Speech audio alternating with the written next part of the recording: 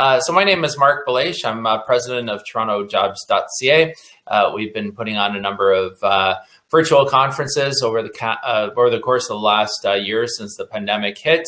Last year we ran about 100 conferences online. This quarter we're doing about 50 conferences between January, February, and March.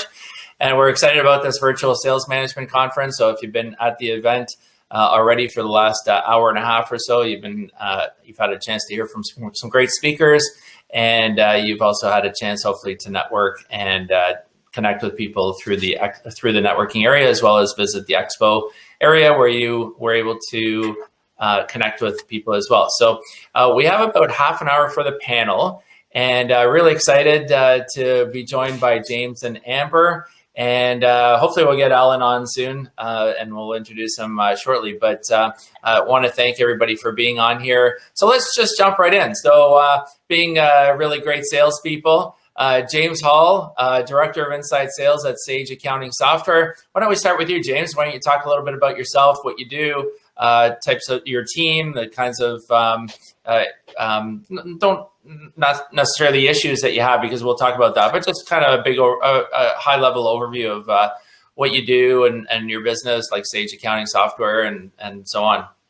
For sure, we'll keep it light and positive.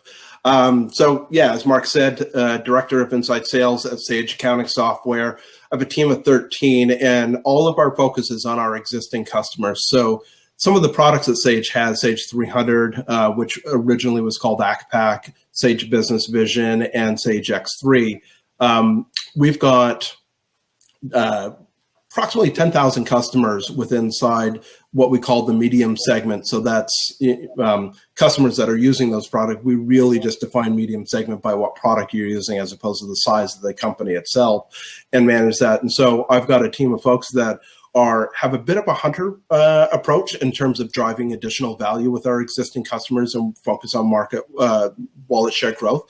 And then I've got another part of our team that is really focused on more of a farming approach and renewing these customers and ensuring that their subscriptions are on plan and that sort of thing. And I got to say, I'm very thankful for both Mark, Alex, and Rachel for setting this up, because quite frankly, anytime that we get a chance to just get together and share, that's awesome, especially in this environment. So thank you.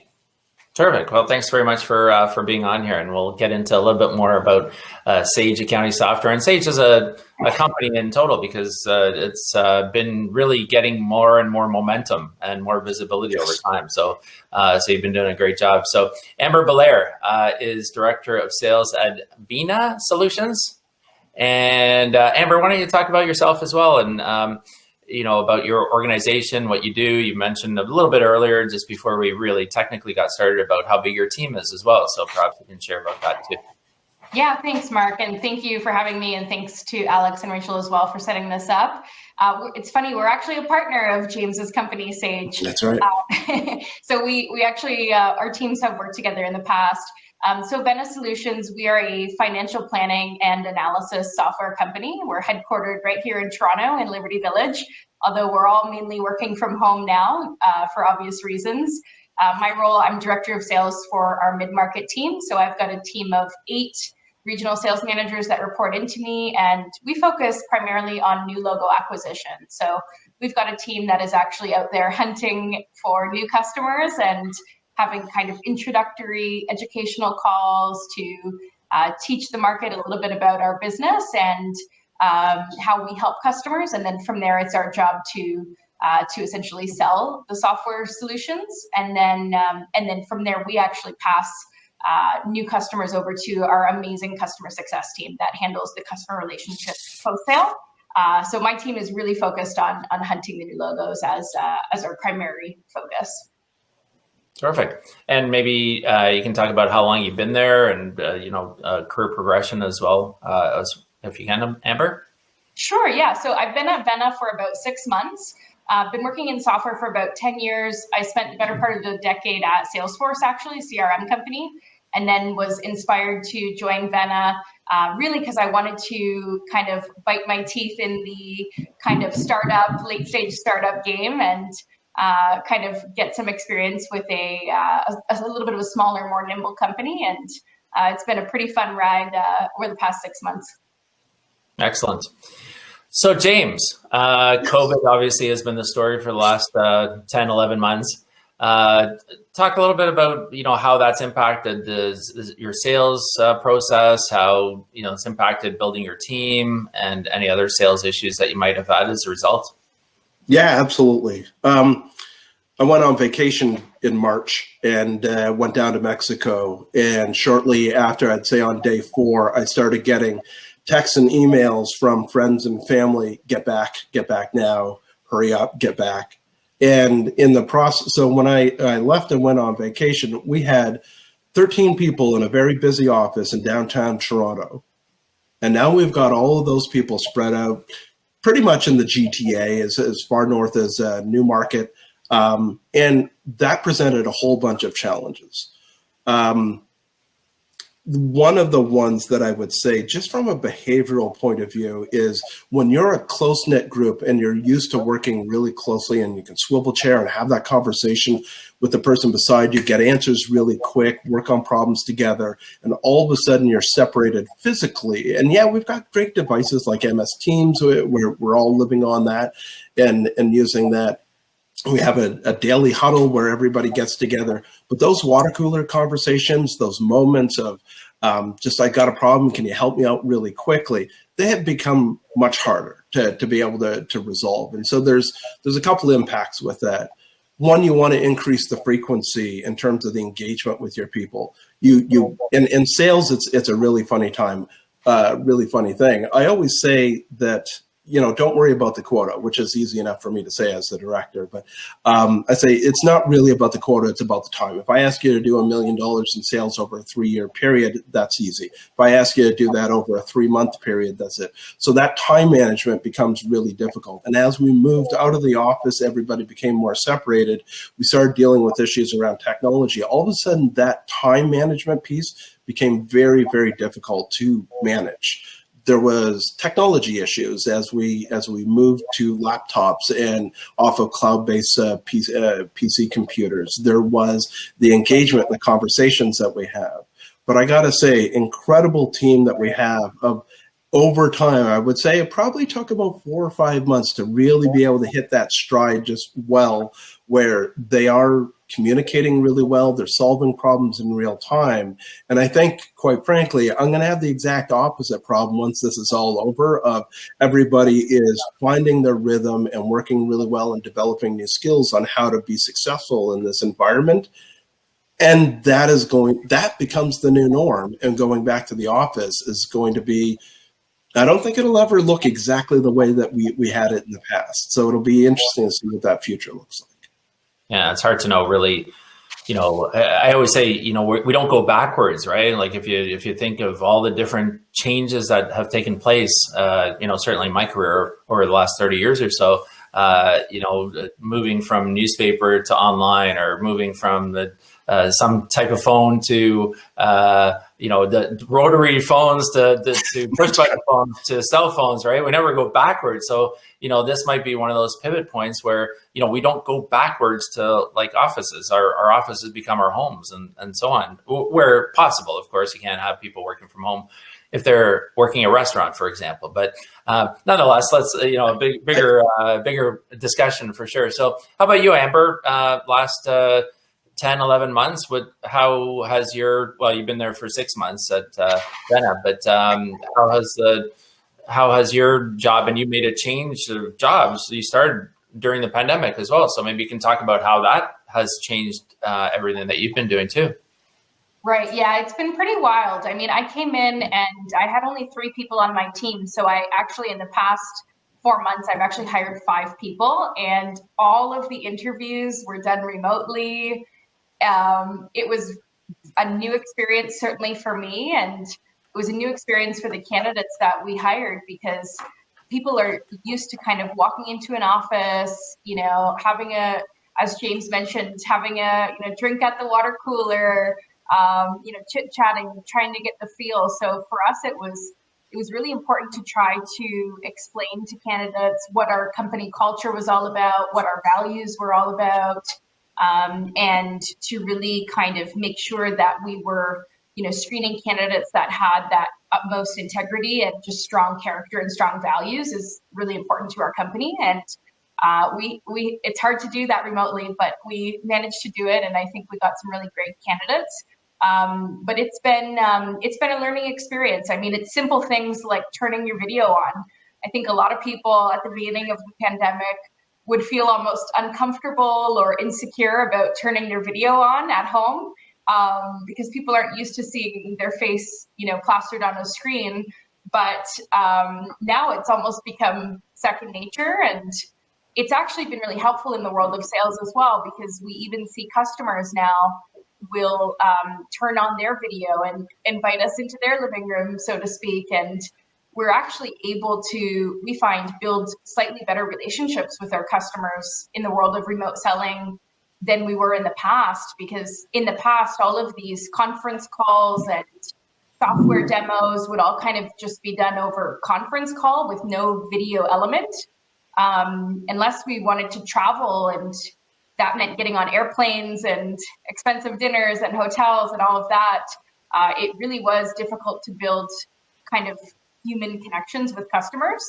And I actually think that's one benefit of the pandemic, is a lot of folks have gotten a lot more comfortable with video, and not just candidates, but customers as well. And, it's been an interesting learning experience for sure.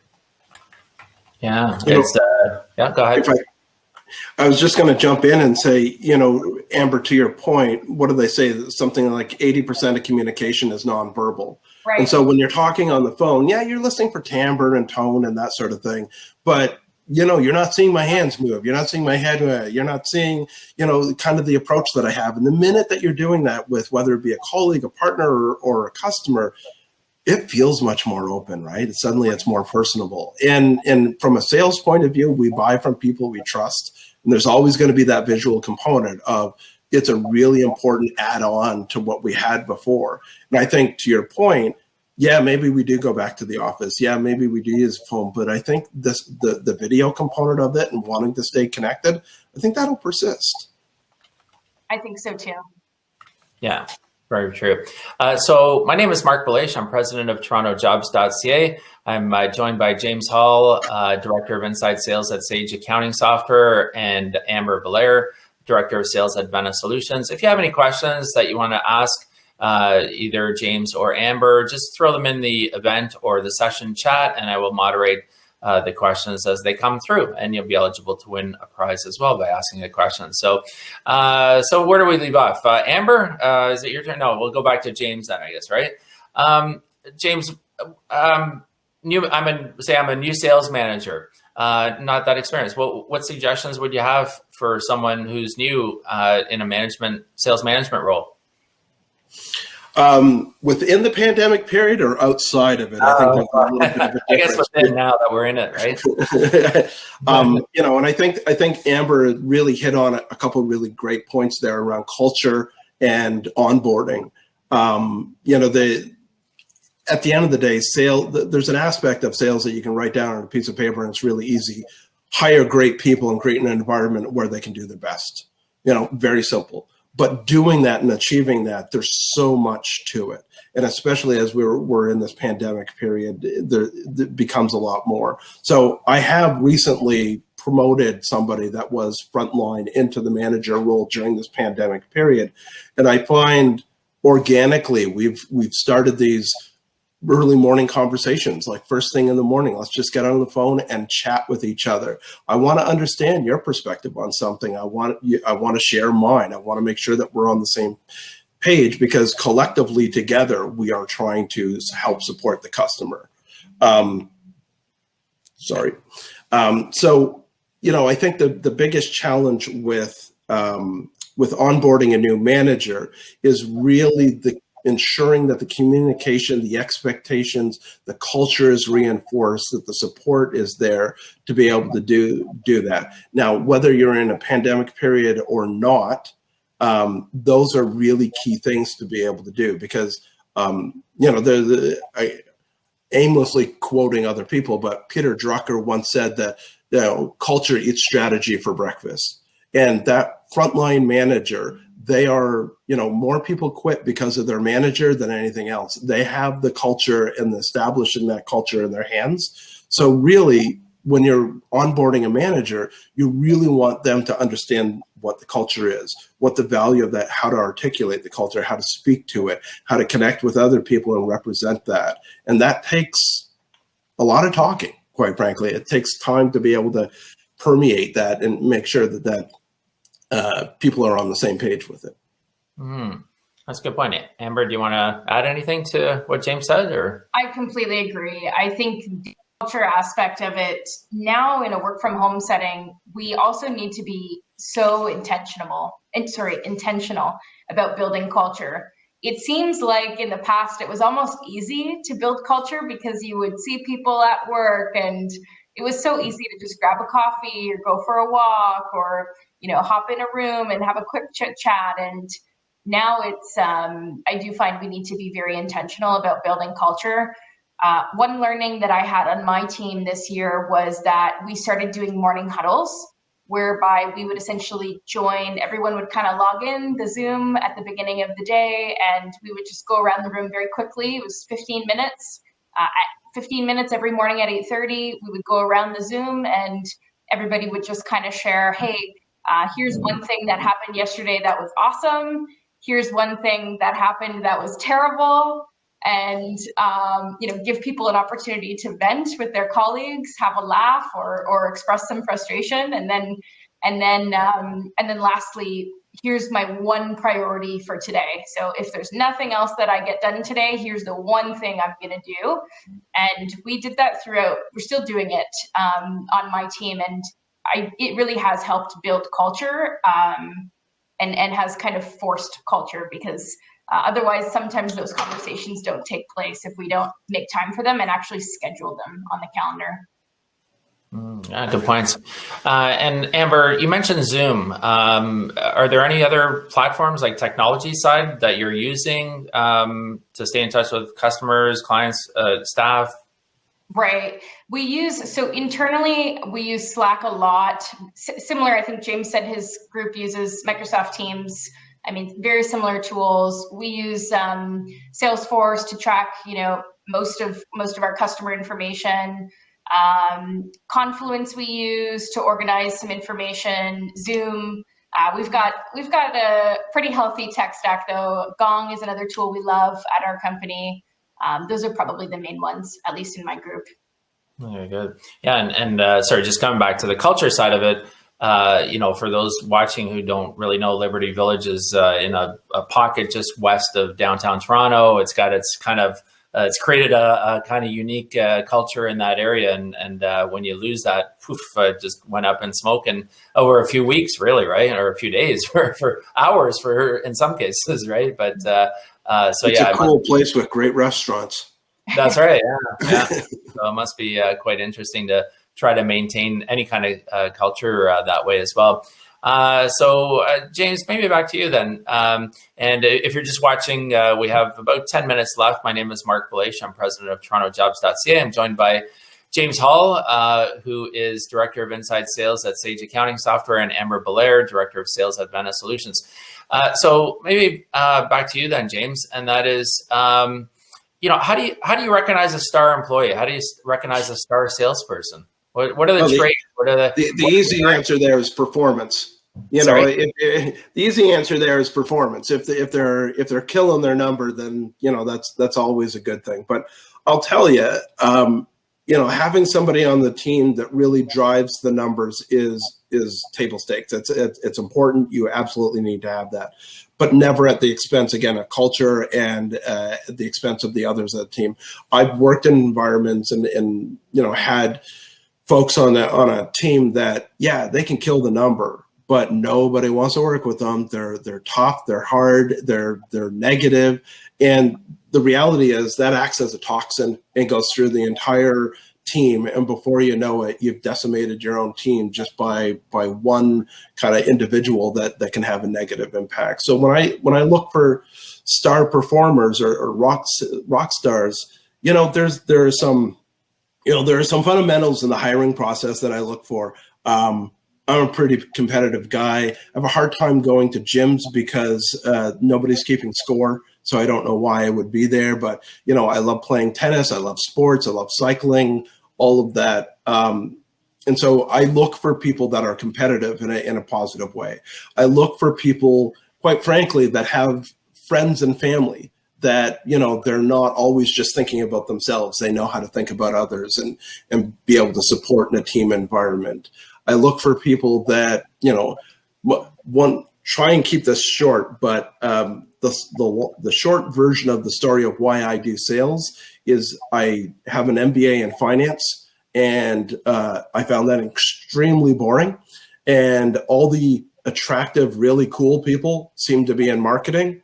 And I went over to marketing, and I found myself having an hour-long conversation about whether or not black on a poster was black enough.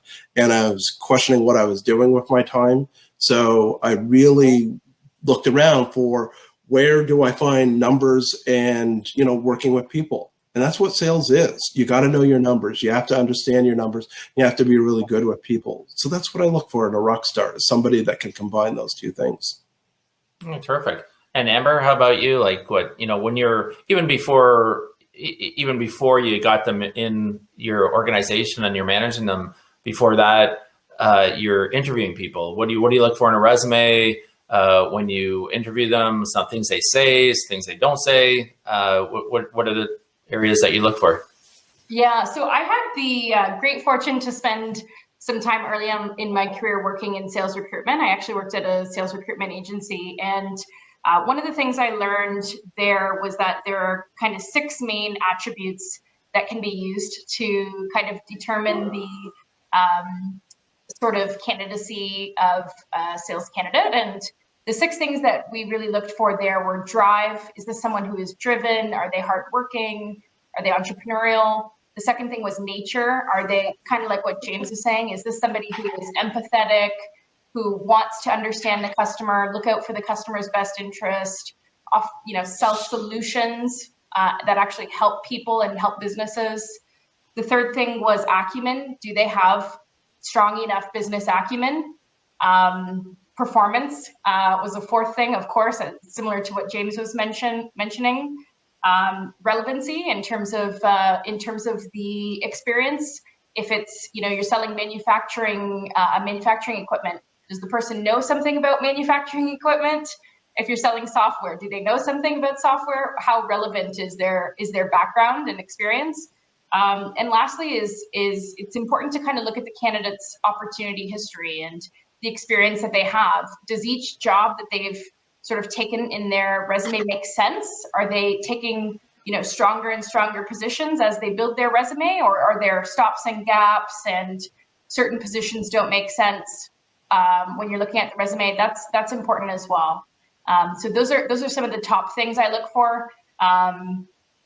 But I would say above all, probably the most important is the drive and the entrepreneurialism. That's really important to me.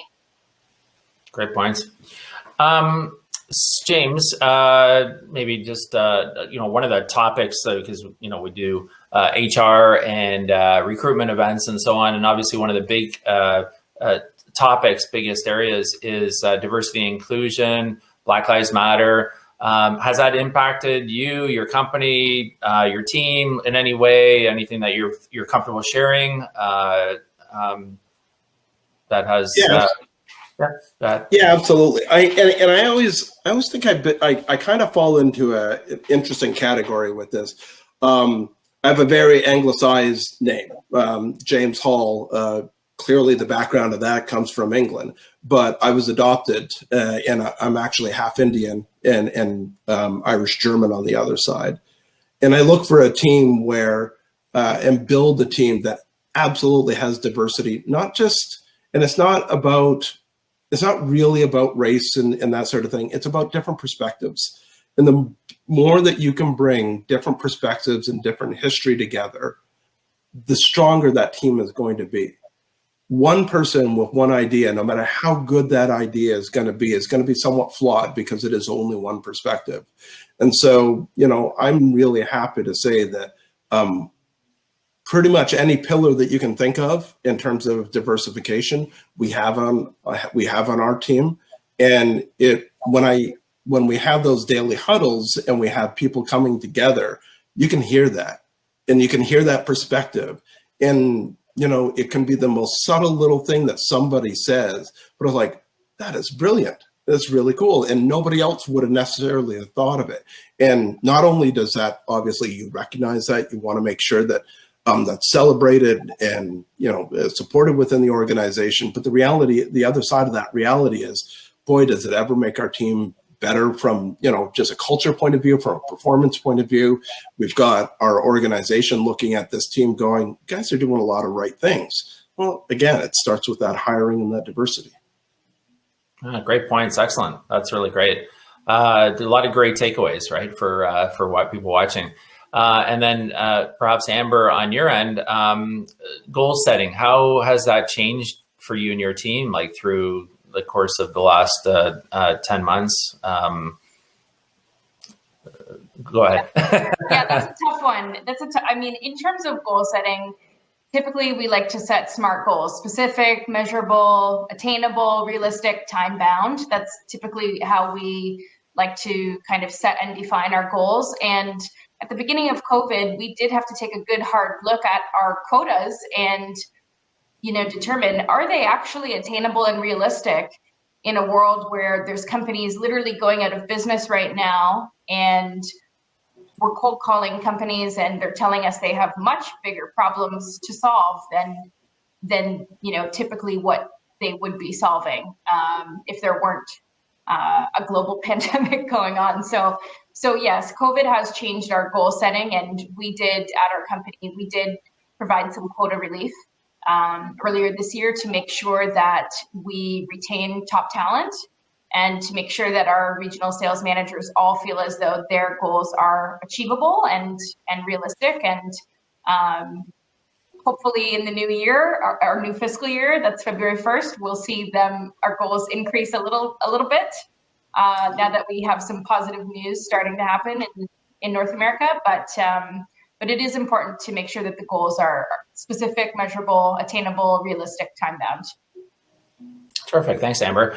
And James, what about engagement, like keeping employees engaged, working from home? It's different when everybody's in the same group and people are on the phone or at their desks, and, you can kind of collaborate or whatever. But now you've got people spread all over the place. How do you keep them engaged in what you're doing and focused on the goals?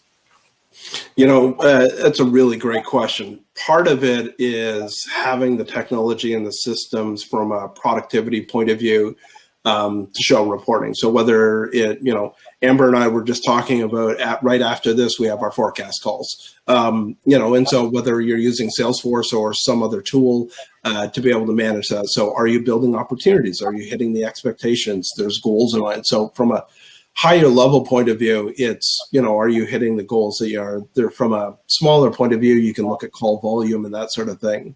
But to me, that's never the complete answer, because if my expectation, my management style around driving productivity is completely based on tracking and holding people accountable towards numbers, then there's a lack of drive and a lack of passion and a lack of desire perceived that from the frontline colleague. So again, it comes back to setting the right culture and coming together. And there's incentives. So we've got an initiative and we've got a contest, and who's won the contest. And we've got a really great environment around practice. So one of the things I'm most proud of is that we'll get together once or a couple times a month to just walk through the sales process. Here's the scenario. What does that talk track actually look like? You're with, people that care about you, that you're in a safe environment, you can be yourself, explore it, because the reality is that no success happens without failure. Failure isn't negative. Failure is learning. And so you look at the most successful people that you think of, and there's a track record of, what we historically call failing.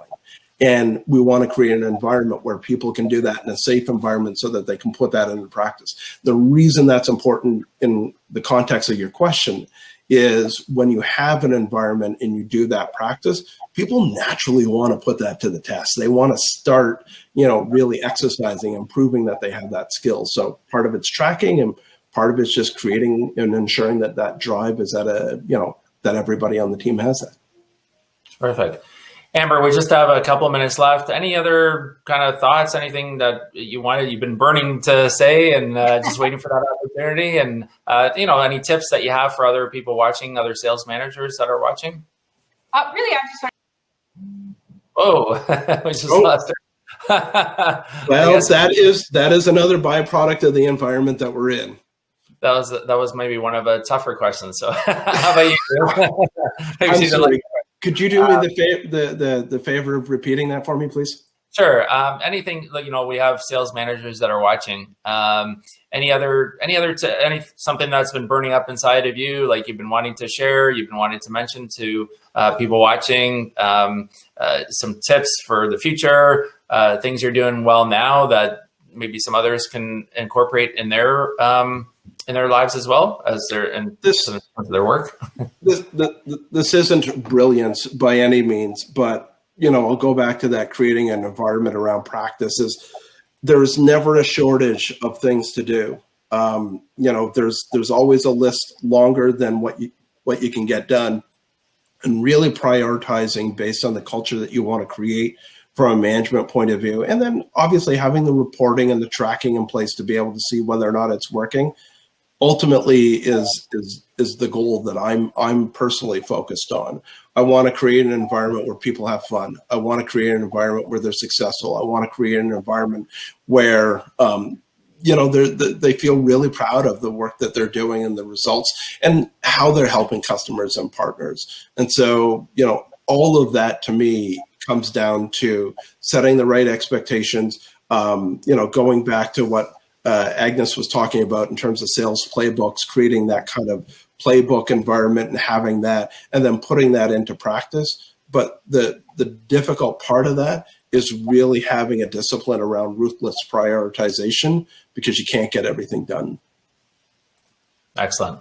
Well, terrific. So I'm just going to wrap things up. Thanks very much for being on, James. I got a message from Amber saying that her internet connection gave out. So it's technology at its finest, right? So I'd like to thank you, James Hall, Director of Inside Sales at Sage Accounting Software, Amber Belair, Director of Sales at Vena Solutions, for being on the panel. I want to reintroduce myself as well. Mark Belash, I'm President of TorontoJobs.ca. This event has been presented by TorontoJobs.ca and EventLogic.ca as well. I want to thank the team. There's a lot of people behind the scenes: Sandra, Rachel, Alex, Jesse, and Jericho.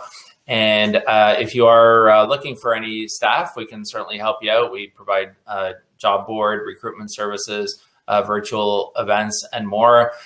We do have some interesting upcoming virtual events as well that you might be interested in. We have the Canadian Virtual Financial Advisors Conference happening next Tuesday, February 2nd from 2 to 4 p.m. Eastern Time.